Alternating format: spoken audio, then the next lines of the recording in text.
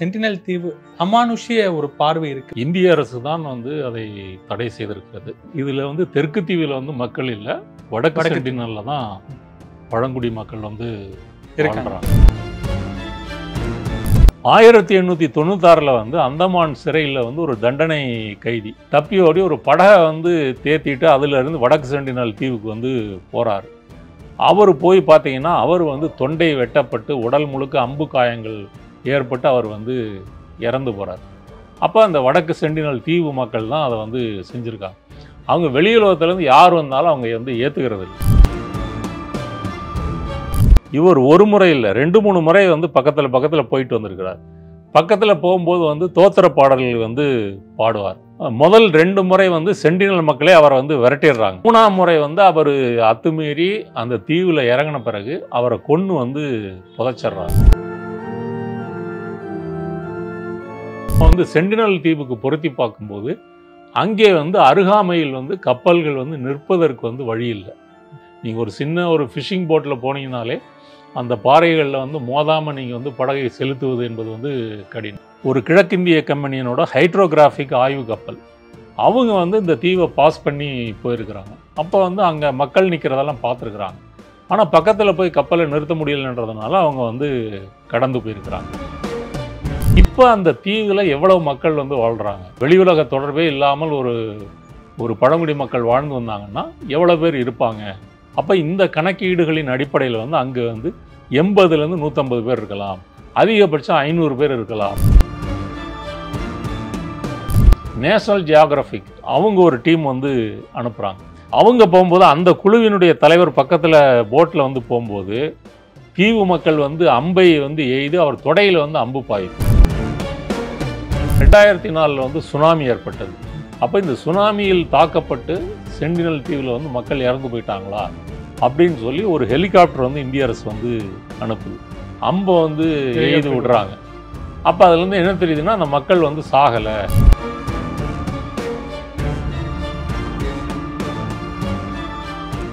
Bharat Institute of Higher Education and Research. உலகத் தமிழர்கள் அனைவருக்கும் வணக்கம். நான் உங்கள் ஜபீர் செந்தமிழ். இன்று நம்முடன் இணைந்திருக்கிறார் எழுத்தாளர் நாதன் அவர்கள். வணக்கம். வணக்கம் ஜபீர் செந்தமிழ். நலமா இருக்கீங்களா? நலமா இருக்கு. சென்டினல் தீவு இந்த பேரை கேட்டாலே உலக நாடுகள் பல இந்த தீவுக்கு தடை விதிச்சிருக்காங்க.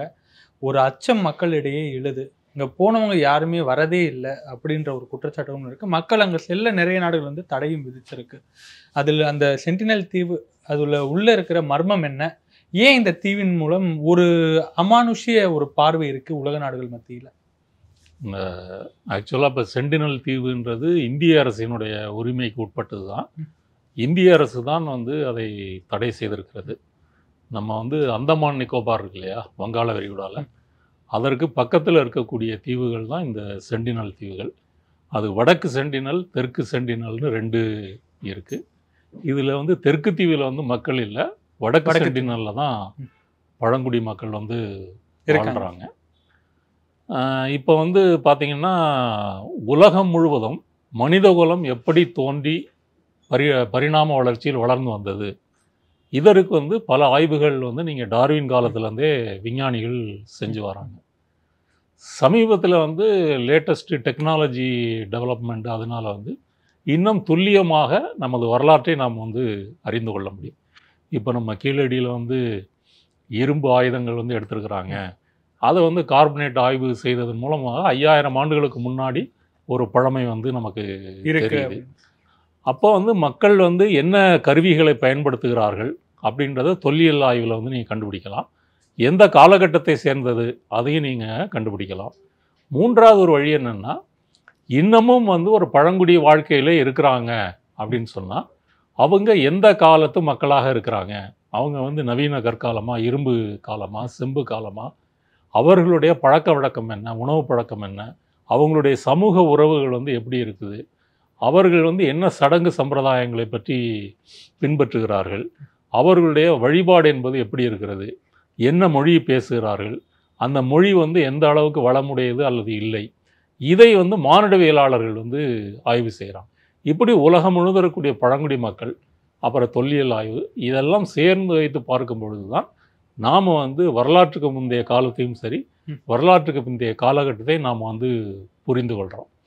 இப்போ இந்த சென்டினல் தீவு வந்து வடக்கு சென்டினல் தீவில் இருக்கக்கூடிய சென்டினலிஸ் மக்கள், அந்த மக்கள் வந்து அவர்கள் வந்து நம்ம ஆப்பிரிக்காவிலிருந்து இந்தியாவுக்கு கிட்டத்தட்ட 50,000-60,000 ஆண்டுகளுக்கு முன்னாடி நமது மூதாதையர்கள் வந்து வாராங்க.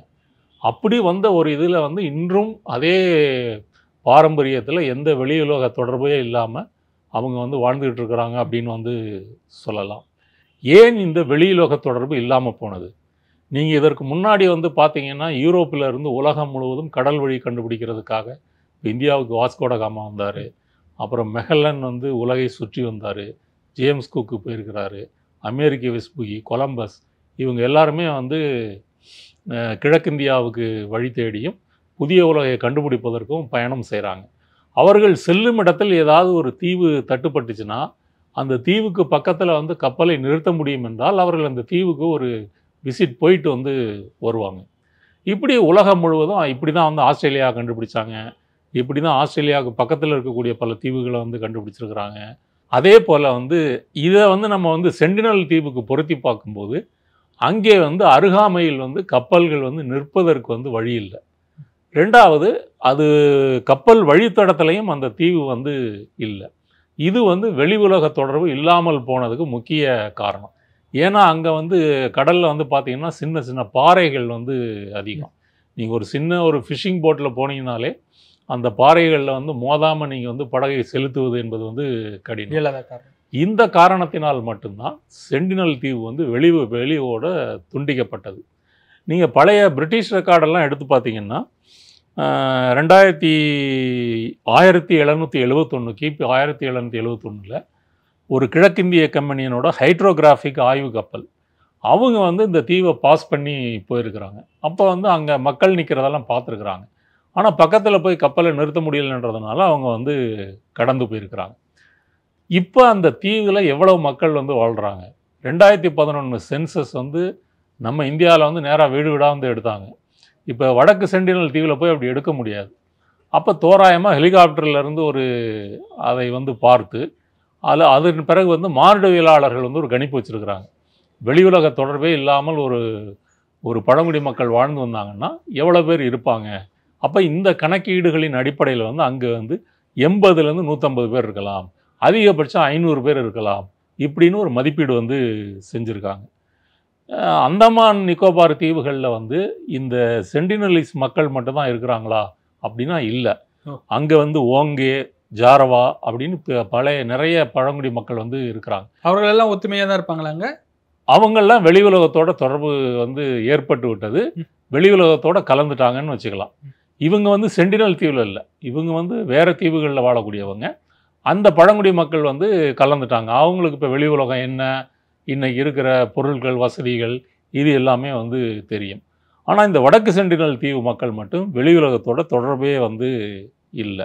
1771 பிறகு ஒரு 100 ஆண்டுகள் கழித்து கிட்டத்தட்ட 1870களில் ஒரு கிழக்கிந்திய வணிக கப்பல் வந்து இந்த தீவுக்கு அருகே ஒரு பாறையில் மோதி வந்து விபத்துக்குள்ளாகுது. அதில் வந்து கிட்டத்தட்ட 86 பயணிகள், 20 பணியாளர்கள் வந்து இருக்கிறாங்க. அவங்க கொஞ்சம் நீந்தி போய் அந்த வடக்கு சென்டினல் தீவுக்கு வந்து போகிறாங்க. போகும்போது அங்கே இருக்கக்கூடிய பழங்குடி மக்கள் வந்து சென்டினலிஸ் மக்கள் வந்து கடுமையாக வந்து சண்டை போடுறாங்க. அம்பு, அப்புறம் வந்து ஈட்டி, கத்திகள் இதெல்லாம் வச்சு வந்து சண்டை போடுறாங்க. அப்புறம் அங்கே இருக்கிறவங்க வந்து இப்படி இந்த மாதிரி கப்பல் விபத்துக்குள்ளாயிருச்சுன்னு தெரிஞ்சு ராயல் மரைன் நேவி கப்பல் வந்து இவர்களை வந்து மீட்டு வந்து கொண்டு போகுது. அப்போ தான் இந்த தீவில் வந்து மக்களோட நேராக வந்து வெளியுலக மக்கள் வந்து சந்திச்சாங்க அப்படின்னு வந்து சொல்லலாம். அதான் முதல் முறை. அதான் முதல் முறை. 1880 வந்து மாரிஸ் விடல் ஃபோர்ட்மன் அப்படின்ற ஒரு பிரிட்டிஷ் கடற்படை அதிகாரி வந்து அந்தமான் நிக்கோபாருக்கு வந்து பொறுப்பாக வந்து ஏற்றுக்கிறார். அந்தமான் நிக்கோபார் வந்து அப்போவே பிரிட்டிஷ் இந்தியாவில் வந்து சேர்த்துட்டாங்க. பார்த்திங்கன்னா பின்னாடி வந்து பல சுதந்திர போராட்ட தியாகிகள்லாம் அந்தமானில் இருக்கக்கூடிய அந்த காலாபாணி சிறைக்கு வந்து அனுப்பப்படுறாங்க. அவர் வந்து பொறுப்பேற்று கொண்ட பிறகு அவர் வந்து தன்னோட மானுடவியலாளர் மாதிரி வந்து கருதிக்கிட்டு ஆய்வு செய்கிறாரு. அவர் என்ன செய்கிறாரு, 1880 ஒரு பெரிய டீமை கூட்டிகிட்டு போய் இந்த வடக்கு சென்டினல் தீவில் வந்து இறங்குறார். மக்கள்லாம் வந்து எல்லாம் தீவுக்குள்ளே உள்வாங்கிடுறாங்க. அந்த தீவுடைய மொத்த இதுவே வந்து ஒரு 60 சதுர கிலோமீட்டர் தான் அந்த தீவினுடைய பரப்பே. ஓரத்தில் கடற்கரை இருக்கும், கொஞ்சம் உள்ளே போனீங்கன்னா புதர், அப்புறம் வந்து காடுகள். காடுகள் இருக்கக்கூடிய சின்ன சின்ன விலங்குகள் அப்படின்னா பெரிய பாலூட்டி இனங்கள் எதுவும் கிடையாது. ஒரு தென்னை மரம் கூட அங்கே வந்து கிடையாது. இதுதான் அந்த தீவினுடைய அமைப்பு. அப்போ எல்லாம் மக்கள் வந்து அந்த காட்டினுடைய உட்பகுதிக்கு வந்து ஓடி போகிறாங்க. இவர் வந்து அப்படி ஓட முடியாத ஒரு வயதான தம்பதியினர், அப்புறம் வந்து 4 குழந்தைகள். இந்த சென்டினல் தீவில் இருக்கக்கூடிய பழங்குடி இனத்தை சார்ந்த 4 குழந்தைகள், ஒரு வயசான தம்பதியினர், மொத்தம் 6 பேர். 6 பேரை மட்டும் பிடிச்சு கூட்டிட்டு அந்தமானுக்கு வந்து கூட்டிட்டு வந்த உடனே இதில் வந்து நீங்கள் பழங்குடி மக்கள் வந்து வெளி உலகத்தோட தொடர்பு இல்லை அப்படிங்கிறதுல வந்து என்ன சாதகம்னு கேட்டிங்கன்னா, நமக்கு இருக்கக்கூடிய நோய்கள் வந்து அவங்களுக்கு வந்து எக்ஸ்போஸ் ஆகாது. இப்போது சாதாரண சளி ஜுரத்துலேருந்து டைஃபாய்டு, காலரா, மலேரியா, இந்த மாதிரி சின்னம்மை, பெரியம்மை, இந்த நோயெல்லாம் அந்த காலத்தில் இருந்துச்சு இல்லையா? அப்போ இந்த நோய்களெல்லாம் வந்து அவர்களுக்கு வந்து எக்ஸ்போஸ் ஆகி அவர்கள் வந்து பாதிக்கப்படுவாங்க. இப்போ இந்த 6 பேருக்கு வந்து அது மாதிரி கடுமையான நோய்வாய்ப்பட்டு அந்த அந்தமானில் வந்து இருக்கிறாங்க. அப்போ அவங்கள வச்சு ஒன்றும் பண்ண முடியலை. சரி, இதுக்கு மேலே இவங்களை வைத்து ஆய்வு செய்து எந்த பலனும் இல்லைன்னு சொல்லி இந்த அதில் வந்து அந்த தம்பதியினர் இறந்தே போயிடுறாங்க. அந்த வயசான தம்பதியினர் இறந்தே போயிடுறாங்க. 4 குழந்தைகளை மட்டும் கொஞ்சம் பரிசு பொருட்கள்லாம் சேர்த்து வைத்து கொண்டு மீண்டும் வந்து வடக்கு சென்டினல் தீவில் வந்து இறக்கி விடுறாங்க. அந்த 4 குழந்தைகள் என்ன ஆச்சு அப்படின்றது அதுக்கு பிறகு வந்து எந்த பதிவோ ஆவணமோ வந்து இல்லை. அப்போ இதுலேருந்து என்ன தெரியுது அப்படின்னு சொன்னால், அங்கே இருக்கிற மக்கள் வெளியதோட தொடர்பு கொண்டால் நோய்வாய்ப்பட்டு இறந்து போவார்கள் அப்படின்னு பிரிட்டிஷ்காரங்க வந்து புரிஞ்சுக்கிட்டு அந்த மக்களை இனிமேல் நம்ம வந்து தொந்தரவு பண்ண வேண்டாம், அவங்க தனிமையிலே இருக்கட்டும் அப்படின்னு சொல்லி பிரிட்டிஷ் காலத்திலே இந்த முடிவு வந்து எடுக்கிறாங்க. ஒருவேளை வந்து அவங்க தொடர்பு கொண்டால் அந்த மொத்த பழங்குடி இனமும் அழிந்து போய்விடும் அப்படின்ற பாதுகாப்பு கருதி அந்த முடிவு எடுக்கிறாங்க.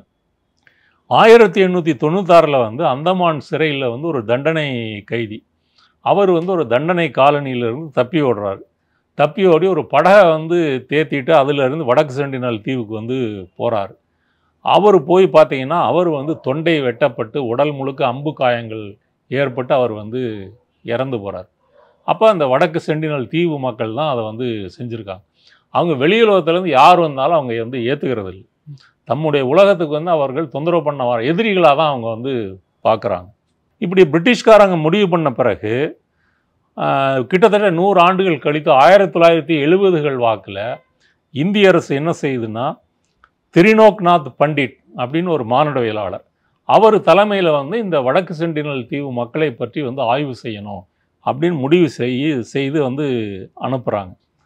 அந்த டீம் வந்து என்ன பண்ணுதுன்னா, அவர்களுக்கு பரிசு பொருள், சின்ன சின்ன பாத்திரங்கள், அப்புறம் அந்த தீவில் வந்து தென்னை மரம் வந்து இல்லை, அதனால் நிறைய தேங்காய்கள், இதெல்லாம் எடுத்துக்கிட்டு அவங்க ஒரு எளிய மக்களுக்கு என்ன தேவையோ இந்த பொருட்களோடு வந்து அந்த டீம் வந்து இறங்கி வந்து அதில் வந்து மிட்டாய் இருக்குது, பிளாஸ்டிக் வாளி இருக்குது, துணிகள் இருக்குது, இதெல்லாமே இந்த பரிசு பொருட்கள் வந்து இருக்குது. இப்போ இவங்க போய் இறங்கின பிறகு வந்து ஃபஸ்ட்டு வந்து மக்கள் வந்து உள்ளே ஓடிடுறாங்க இவங்களை பார்த்துட்டு. அப்போ இந்த தீவோட அமைப்பு எப்படி இருக்குன்னா, ஒரு சின்ன குடிசை, ஒரு செங்குத்து சாய்வில் கூரை வேயப்பட்ட ஒரு குடிசை, ஒரு சின்ன வாயில், அந்த குடிசை முற்றத்தில் வந்து நெருப்பு மூட்டப்பட்டிருக்குது. அப்போ நெருப்பை பற்றி அவங்களுக்கு வந்து தெரிஞ்சிருக்கிறாங்க. அப்போ இதே செட்டப்பில் எதிரில் ஒரு குடிசை, இதே மாதிரி ஒரு பாணியில் வந்து பல குடிசைகள் வந்து இருக்குது. அப்புறம் அவங்க பயன்படுத்துகிற படகு வந்து பார்த்திங்கன்னா பாய்மரம்லாம் இல்லாமல் ஒரு சின்ன ஒரு தோணின்னு சொல்லுவாங்க இல்லையா, கட்டுமரம் மாதிரி, அது மாதிரியான அமைப்பில் வந்து இருக்குது. ஒரு சிறிய ஒரு குறைவான நீளம் உள்ள ஒரு மரத்துடுப்பு, இதுதான் அவர்களுடைய படகுகள். அந்த படகுகளை வைத்து கொண்டு அவர்கள் வந்து கரையோரத்தில் இருக்கக்கூடிய மீன் நண்டுகள், ரொம்ப ஆழ்கடலுக்கு போக மாட்டாங்க, 1-2 கிலோமீட்டர் தூரத்தில் போய் மீன் நண்டுகள் வந்து பிடித்து வந்து வாழ்கிறாங்க.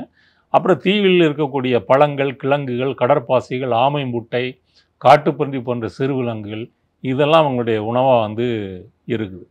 இது போக ஏதாவது ஆக்சிடெண்ட் ஆகி கப்பல்கள்லாம் ஏதாவது பிரச்சனையாகி அந்த பொருட்கள் வந்து கரை ஒதுங்குது இல்லையா, அதில் கிடைக்கக்கூடிய இரும்பை பயன்படுத்தி தங்களுடைய அம்பில் வந்து அந்த நுனியை வந்து இரும்பில் வந்து செஞ்சுக்கிறாங்க. மற்றபடி இரும்பை பற்றி அவங்களுக்கு தெரியாது. ஏன்னா இரும்பை நீங்கள் உருக்கணும்னா ஒரு ஹை டிகிரி செல்சியஸில் தான் உருக்க முடியும். அந்த டெக்னாலஜிலாம் அவங்களுக்கு தெரியாது. ஒதுங்கக்கூடிய பொருள்களை வைத்து தான் வந்து அதை வந்து செய்கிறாங்க. இதெல்லாம் இந்த குரூப் வந்து ஸ்டடி பண்ணுது.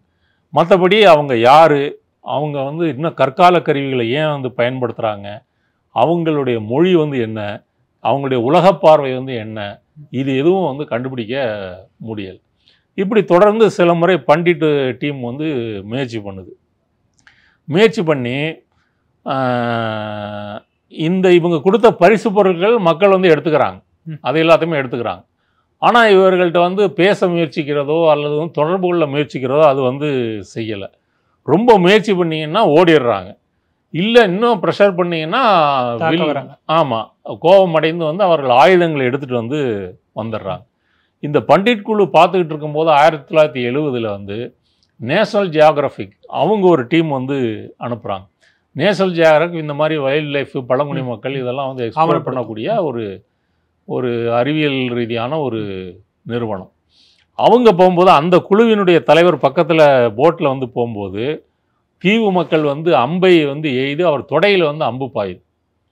அம்பு பாய்ந்தோடனே அவங்க வந்து அந்த நிகழ்ச்சியை வந்து கேன்சல் பண்ணிவிட்டு திரும்ப வந்து ரிட்டர்ன் வந்துடுறாங்க.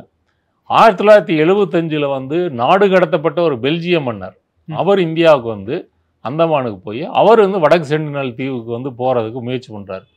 அப்புறம் தூரத்திலே அவரை பார்த்தோன்னா மக்கள் வந்து அம்புகளை தூக்கிட்டு வந்து சத்தம் போடுறாங்க. அப்புறம் அவர் வந்து ரிட்டர்ன் வந்துடுறாரு. இதெல்லாம் வந்து வெளியுலகத்தில் ஆக்சிடெண்ட்டாக இதெல்லாம் வந்து நடக்குது. 1981 பிரிம்ரோஸ் அப்படின்னு ஒரு சரக்கு கப்பல், அவங்க வந்து விபத்து ஏற்பட்டு இந்த கப்பலில் உள்ள 28 பணியாளர்கள் வந்து தீவில் வந்து மாட்டிக்கிறாங்க. அப்புறம் ஒரு ஹெலிகாப்டர் அனுப்பி தான் அவங்கள வந்து மீட்கிறாங்க. அப்போ அந்த ஆக்சிடெண்ட் ஆன கப்பலில் இருந்த அந்த இரும்பு பொருட்கள்லாம் வந்து மக்கள் வந்து எடுத்துக்கிறாங்க. இது ஒரு சந்திப்பு. இடையில் வந்து இந்த பண்டிட் குழு வந்து 1970 இருந்து மாதம் ஒரு முறை வந்து அவங்கள சந்திக்கிறது தொடர்ந்து முயற்சி பண்ணிக்கிட்டே இருக்கிறாங்க. இவங்க அதிகபட்சம் அந்த மக்களில் பார்த்த எண்ணிக்கை வந்து பார்த்திங்கன்னா 2 டஜன் பேரை வந்து இந்த குழு பார்த்துருக்கு. அதை தாண்டி வந்து எவ்வளோ மக்கள் இருக்காங்க அப்படின்றது வந்து தெரியாது. ஒரு முறை இவங்க போகும்போது ஒரு ஆண் வந்து வில்லை வந்து உயர்த்துறாரு, ஒரு பெண் வந்து அதை தள்ளி விடுறாங்க. ஆண் வந்து அந்த வில்லை வந்து கடல் மண்ணுக்கு கீழே வந்து புதைக்கிறாங்க. இதுக்கு என்ன பொருள் அப்படின்னு இந்த மானுடவியலாளர் தலைமையிலான குழுவுக்கு வந்து தெரியலை. இது பேச்சுவார்த்தைக்கான ஒரு தொடக்கமா இல்லை வரவேற்பு கொடுக்குறாங்களா என்னன்னு வந்து புரிஞ்சிக்க முடியல. இப்போவும் இவங்க கொடுக்குற பொருட்கள் எல்லாம் அவங்க வந்து எடுத்துக்கிறாங்க. ஆனால் இப்படி தொடர்ந்து பண்டிட் குழு முயற்சி பண்ணும்போது அவர்களை மேலும் வந்து அருகில் நெருங்கி அவர்களோட தொடர்பு கொள்ள முயற்சிக்கும் போது அவங்க தாக்குறதுக்கு வந்து வாராங்க. கத்தி, வில், அம்பு, ஈட்டிலாம் எடுத்துக்கிட்டு தாக்குறதுக்கு வந்து வாராங்க. சரி, இதுக்கு மேலே நம்ம வந்து அவர்களை வந்து தொந்தரவு வேண்டாம் அப்படின்னு சொல்லி பண்டிட் குழு வந்து முடிச்சிருச்சு. அந்த தீவில் இப்படி ஒரு பழங்குடி மக்கள் இருக்காங்க, வெளி உலகோட தொடர்பு கொள்ளவில்லை, பரிசு பொருட்கள் கொடுத்தா வாங்கி கொள்கிறார்கள், எந்த வெளியாரையும் அவர்கள் ஏற்றுக்கொள்வதில்லை, அத்துமீறி உள்ள நுழைஞ்சா கொண்டு வர்றாங்க.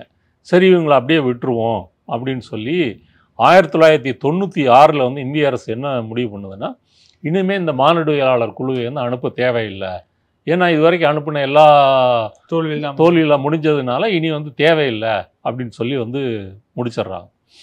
அதன் பிறகு வந்து பார்த்தீங்கன்னா 2004 வந்து சுனாமி ஏற்பட்டது. நமக்கு ஞாபகம் இருக்கு இல்லையா, தமிழ்நாட்டிலலாம் நீங்கள் இங்கே பட்டணப்பாக்கத்துலேருந்து கன்னியாகுமரி வரைக்கும் கிட்டத்தட்ட 10,000 மக்கள் வந்து இறந்து போனாங்க. அப்போ இந்த சுனாமி வந்துட்டு ரிட்டர்ன் போகுது இல்லையா, ரிட்டர்ன் போகும்போது வந்து அது இந்த அந்தமான் நிக்கோபாரையும் வந்து ஒரு காட்டிட்டு தான் போகுது. அப்போ இந்த சுனாமியில் தாக்கப்பட்டு சென்டினல் தீவில் வந்து மக்கள் இறந்து போயிட்டாங்களா அப்படின்னு சொல்லி ஒரு ஹெலிகாப்டர் வந்து இந்திய அரசு வந்து அனுப்புது. அந்த ஹெலிகாப்டரை வந்து பார்த்துட்டு அங்கே இருக்கக்கூடிய மக்கள் வந்து அம்பை வந்து எய்து விடுறாங்க. அப்போ அதுலேருந்து என்ன தெரியுதுன்னா, அந்த மக்கள் வந்து சாகலை, இருக்கிறாங்க அப்படின்னு சொல்லி முடிவு பண்ணிடுறாங்க. 2006 வந்து இந்த தீவில் வந்து தூரமாக வந்து மீன் பிடிச்சிக்கிட்டு இருந்த 2 மீனவர்கள் ஒரு படகுல வந்து ஒரு விபத்து ஏற்பட்டு வந்து அந்த படகு வந்து கடலில் வந்து அலையடித்து ஒதுங்கி இந்த தீவு பக்கம் வந்து வருது. இங்கேயும் இந்த 2 மீனவர்களும் வந்து கொல்லப்படுறாங்க. ஏன் கொல்லப்படுறாங்கன்னா, ஏற்கனவே பார்த்தோம் இல்லையா, வெளியுலகத்துலேருந்து யார் வந்தாலும் அவங்க வந்து ஏற்றுக்கிறது இல்லை அப்படின்னு சொல்லி இது நடந்தது. ஆனால் இந்த சென்டினல் தீவு எப்போ வந்து சமீபத்தில் ஒரு பேசு பொருளாச்சு அப்படின்னு சொன்னால் 2018 ஒரு அமெரிக்க மிஷினரி, அவர் பேர் ஜான் ஆலவ் சாவ், அவர் என்ன செய்கிறாருன்னா ஒரு பெந்தகோஸ்தே மாதிரி தீவிர மத பிரச்சாரம் பண்ணக்கூடியவர். அவர் வந்து இதை ஸ்டடி பண்ணுறாரு. இந்த சென்டினல் தீவு மக்களை வந்து நம்ம வந்து ஏன் தொடர்பு கொள்ள முடியாது, தொடர்பு கொண்டு அவங்களுக்கு வந்து தேவனின் செய்தியை வந்து ஏன் கொண்டு போகக்கூடாது, இவங்க வந்து இன்னமும் இந்த உலகத்தில் தொடர்பு கொள்ளாத மக்களாக இருக்கிறாங்களே அப்படின்னு சொல்லி அவர் வந்து ட்ரை பண்ணுறாரு. பின்னாடி இவர் வந்து கொல்லப்படுறாரு. இந்த செய்திக்கு பிறகு தான் நீங்கள் இந்தியாவிலையும் உலக அரங்கிலையும் மீண்டும் வந்து சென்டினல் தீவு வந்து பேசப்பட்டது, பரபரப்பாக பேசப்பட்டது. இவர் ஒரு முறை இல்லை 2-3 முறை வந்து பக்கத்தில் போயிட்டு வந்திருக்கிறார். பக்கத்தில் போகும்போது வந்து தோத்திர பாடல்கள் வந்து பாடுவார். முதல் 2 முறை வந்து சென்டினல் மக்களே அவரை வந்து விரட்டுறாங்க. 3ஆம் முறை வந்து அவர் அத்துமீறி அந்த தீவில் இறங்கின பிறகு அவரை கொன்று வந்து புதைச்சிட்றாங்க. அதன் பிறகு வந்து இந்திய அரசும் அவர் உடலை வந்து தேடுறதை வந்து நிறுத்திடுச்சு. இந்த சென்டினல் தீவுக்கு நீங்கள் போகிறதுக்கு வந்து அங்கே அந்தமானில் இருக்கக்கூடிய மீனவர்கள்ட்ட கேட்டிங்கன்னா யாரும் வரமாட்டாங்க. ஏன்னா இந்திய அரசு வந்து தடை செய்யப்பட்ட பகுதி, அங்கே போக முடியாது. 2வது கற்பாறைகள் இருக்குது, விபத்து ஏற்படும், மாட்டிக்கிட்டால் நம்ம உயிரை இழக்க நேரிடும் அப்படின்னு தெரிஞ்சதுனால அவங்க யாரும் போகிறதில்ல. இவர் என்ன பண்ணியிருக்காரு, இந்த அமெரிக்க மிஷினரி $30,000 வந்து கொடுத்து ஒரு மீனவரை வந்து ரெடி பண்ணி, $30,000 பெரிய பணம் இல்லையா, அதை கொடுத்து ஏற்பாடு பண்ணி தான் இவர் வந்து போயிருக்கார். பக்கத்தில் போய் இவரை விட்டுட்டு அந்த போட் வந்து ரிட்டர்ன் வந்துருச்சு. ஏன்னா இதுக்கு மேலே போனால் ஆபத்து, இவர் கூட இருந்த ஆபத்து அப்படின்னு சொல்லி அவர் அந்த கரையில் ஏறி அந்த மக்களோட பிரச்சனையாய் ஏற்பட்டு அவர் வந்து கொல்லப்படுகிறார். இது வந்து என்ன ஆகுதுன்னா, உலக அரங்கில் இந்த சென்டினல் மக்களை ஏன் இந்த மாதிரி வெளியுலகத்தினர் தொடர்பு கொள்ளணும், அவங்க பாதுகாப்பு குறித்து வந்து நம்ம என்ன கடைபிடிக்கணும். இதற்கு முன்னாடி பண்டிட் குழு வந்து அவங்கள ஆய்வு பண்ணியிருக்கிறாங்க. அதுக்கு பிறகு அவங்க வந்து அவங்கள தொந்தரவு பண்ணாமல் இருக்கணும், அவங்கள தனிமையில் விடணும்னு சொன்னாரே, அவங்க வெளியுலக தொடர்பே வேணான்னு வந்து இருக்கிறாங்க அப்படின்னு சொன்னதெல்லாம் என்னாச்சு அப்படின்னு சொல்லி மானுடவியலாளர்கள்லாம் வந்து ஆய்வு பண்ணிவிட்டு என்ன சொல்கிறாங்க அப்படின்னு சொன்னால், இதற்கு மேலும் வந்து அதை யாரும் வெளியுலகத்தினர் வந்து அப்படி தயவு செஞ்சு போயிருந்தீங்கன்னா அந்த மக்களுக்கும் பாதிப்பு, உங்களுடைய உயிருக்கும் வந்து பாதுகாப்பு அப்படின்னு சொல்லி முடிவெடுத்து இன்றைக்கும் வந்து பார்த்திங்கன்னா இந்தியாவினுடைய அந்த கோஸ்டல் கார்டு கப்பல்கள் வந்து அந்த சென்டினல் தீவு வந்து யாரும் போகாதபடிக்கு வந்து ரோந்து சுற்றுறது, மீறி போனால் வந்து அவங்கள வார்ன் பண்ணி பின்னாடி கொண்டு வர்றது, இந்த வேலைகளை வந்து செஞ்சிட்ருக்காங்க. மற்றபடி மானுடவியலாளர்களுக்கு இந்த சென்டினல் தீவுன்றது ஒரு கவர்ச்சிகரமான ஒரு கருப்பொருள். ஏன் அப்படின்னு சொன்னால், இன்னமும் வந்து வரலாற்றுக்கு முந்தைய காலத்தில் வந்து அவங்க வாழ்ந்துட்டுருக்குறாங்க. அந்த வாழ்க்கையை பற்றி தெரிந்து கொள்ள வேண்டும். அதை தெரிந்து கொண்டால் இந்த பரிணாம வளர்ச்சியை பற்றி நம்ம தெரிஞ்சுக்க முடியும் அப்படின்னு சொல்லி அவங்க ஆர்வப்படுறாங்க. அதே மானுடவியலாளர்கள் என்ன சொல்கிறாங்கன்னா, இதற்காக அவர்களை வந்து தொந்தரவு செய்யாதீர்கள், அவங்கள தொடர்பு கொள்ளாதீங்க, இதையும் வந்து சொல்கிறாங்க. அப்போ இது 2யுமே நம்ம கடைபிடிக்கணும். அவங்கள பற்றி தெரிஞ்சுக்கணும் அப்படின்னு சொன்னால் அவங்க ஒப்புதலோடு அவங்களுக்கு விருப்பம். இப்போ பண்டிட் குழு ஓரளவு வெற்றிகரமாக செஞ்சாங்க. அவங்க வந்து அவங்களோட ஒரு இணக்கத்தை ஏற்படுத்திக்கிட்டு ஒரு தொடர்பு கொண்டாங்க. அந்த மாதிரி முயற்சிகள் வந்து நம்ம செய்யலாம். அதுவுமே கூட தேவையில்லைன்னு சில மானுடவியலாளர்கள் வந்து கருதுகிறாங்க. இதுதான் வந்து சென்டினல் தீவு மக்களை பற்றிய ஒரு பின்னணி வரலாறு. அங்கே இருக்கிறவர்களுக்கு தொழில் என்னவா இருக்குது, பிள்ளை பெறுதல் எப்படி இருக்குது, ஏன்னா ரொம்ப சிறிய கூட்டம் அப்படின்றீங்க, எத்தனை பேர் வந்து இருப்பதற்கான வாய்ப்புகள் இருக்குது, மீன் பிடித்தல் மட்டும்தான் அவங்களுடைய உணவினுடைய ஒரே தேவையா, நீருக்கு என்ன பண்ணலாம், இது மாதிரியான தகவல்கள் அங்கே வந்து ஏற்கனவே சொன்னது போல் ஒரு 80லேருந்து 500 மக்கள் வரைக்கும் இருக்கலாம் அப்படின்னு வந்து மானுடவியலாளர்களுடைய கணிப்பு. ஆனால் யாருமே முழுசாக பார்த்ததில்லை. உண்மையான எண்ணிக்கை என்னன்றது நமக்கு வந்து தெரியாது. கடல் உணவுகள், கடற்கரைக்கு பக்கத்தில் என்ன கிடைக்குதோ சிறிய வகை மீன்கள், நண்டு, இதை பிடிச்சி வந்து சாப்பிட்றாங்க. தீவில் இருக்கக்கூடிய காய்கனிகள், கிழங்குகள், இதை வந்து சாப்பிட்றாங்க. காட்டுப்பன்றி போன்ற சிறிய விலங்குகள், அதை வேட்டையாடி வந்து சாப்பிட்றாங்க. இதுதான் அவங்களுடைய உணவு தேவையாக இருக்குது. அது ஒரு 60 சதுர கிலோமீட்டர் கொண்ட தீவாக இருக்கிறதுனால இந்த குறைவான எண்ணிக்கைக்கு போதுமான அளவு உணவு என்பது வந்து அந்த காட்டுக்குள்ளேயே வந்து கிடச்சிருது. மற்றபடி விவசாயம், நிலையான விவசாயம், கால்நடை தொழில், இது எதுவும் அவங்களுக்கு வந்து கிடையாது. அதனால தான் வரலாற்றுக்கு முந்தைய காலத்தை சேர்ந்தவர்கள் அவர்கள் அப்படின்னு நம்ம வந்து மதிப்பிடுவதற்கு காரணம் இதுதான் வந்து காரணம். இன்னொரு பக்கம் வரலாற்றுக்கு முந்தையர் அப்படின்னா நம்ம நிறைய மானுடக்குள்ள வரலாற்றை எல்லாம் படிக்கும்போது இப்போது இருக்கக்கூடிய சராசரி மனிதனுடைய இந்த உருவத் தோற்றமும் அப்போது இருக்கக்கூடிய உருவத் தோற்றமும் வந்து ஒன்றல்ல. அவங்க வேட்டையாடி வந்து பழகியதால் அதுக்கேற்ற மாதிரி உடல் அமைப்புகளும் அதுக்கேற்ற மாதிரி வலுவும் அதுக்கேற்ற மாதிரி வந்து உயரம் இது மாதிரி எல்லாமே இருக்கும், திறமைகளும் இருக்கும். இப்போது இந்த மக்களுடைய உருவத் தோற்றம் இல்லை திறமைகள் இதெல்லாம் யாராச்சும் கணக்கு பண்ணி சொல்லியிருக்காங்களா, இல்லை உருவத் தோற்றத்தில் எல்லாம் சக மனிதர்கள் தான் இருக்காங்க? நீங்கள் இப்போ நம்ம கிடைக்கக்கூடிய வந்து ஃபோட்டோஸும் மற்றும் வீடியோ எல்லாம் பார்த்தீங்கன்னா அப்படியே வந்து ஆப்பிரிக்காவில் இருக்கக்கூடிய கருப்பின மக்கள் மாதிரி இருக்காங்க. ஓகே. ஆப்பிரிக்காவில் இருக்கக்கூடிய கருப்பின மக்கள்லேயே இன்னும் நீங்கள் பல 100 ஆண்டுகளுக்கு முன்னாடி எப்படி இருந்திருப்பாங்களோ அப்படி ஒரு தோற்றத்தில் வந்து இருக்கிறாங்க. நான் முதலே சொன்னேனே 50,000 60,000 ஆண்டுகளுக்கு முன்னாடி தான் நம்ம ஆப்பிரிக்க மூதாதையர்கள் இங்கே வந்து இந்தியாவுக்கு வந்து வராங்க. அதை சேர்ந்த ஒரு குழுவாக வந்து இவங்க இருக்கிறதுக்கு வந்து வாய்ப்பு இருக்குது. ஸோ அவங்கள பார்த்தீங்க அப்படின்னு சொன்னால் நம்ம இந்திய துணைக்கண்டத்தில் இருக்கக்கூடிய இந்திய துணைக்கண்டத்தில் வந்து நிறைய கலப்பு ஏற்பட்டு விட்டது இல்லையா? இங்கே வந்து பல இனங்களோட வந்து கலப்பு ஏற்பட்டு விட்டது. பல இனங்களுடைய கூட்டு இதாக வந்து இருக்கிறோம். நம்ம வந்து வெள்ளை இனம் சொல்லக்கூடிய அந்த காக்கசிய இனத்தை சேர்ந்தவர்கள் தான் நம்ம. வடகிழக்கில் வந்து மங்கோலிய இன மக்கள் வந்து வாழ்கிறாங்க. அவங்க வந்து பார்த்திங்கன்னா ஒரு மஞ்சள் நிறத்தில் வந்து ஒரு சீனர்கள் மாதிரி வந்து இருப்பாங்க. இதெல்லாம் இருக்குது. ஆனால் நீங்கள் வடக்கு சென்டினல் தீவில் பார்த்தீங்கன்னா ஒரு பியூர் பிளாக்ஸ் ஆஃப்ரிக்கன்ஸ் மாதிரி வந்து இருக்கிறாங்க. அவங்க அந்த மாதிரி ஒரு முகபாவனையோட நீங்கள் வந்து தென்கிழக்கு ஆசியா தெற்காசியா எங்கேயுமே பார்க்க முடியாது. அப்போ அந்த அளவு அவர்கள் தனிமைப்பட்டிருக்கிறார்கள். உலகத்தோடு வந்து தொடர்பு கொள்ளவில்லை, எந்த இனத்தோடையும் அவங்க வந்து கலக்கலைன்றதுனால அவங்க தோற்றத்தை பார்த்தாலே இது வந்து ஏதோ ஒரு ஆப்பிரிக்க தீவு மாதிரி இருக்குது அப்படின்னு தான் அவங்களுக்கு தோணுமே தவிர இது அந்தமான் நிக்கோபாருக்கு பக்கத்தில் இருக்கிற தீவு அப்படின்றதே நமக்கு தோணாது. கருத்துக்களை பகிர்ந்து நேரத்தை பகிர்ந்தமைக்கு நன்றி. நன்றி.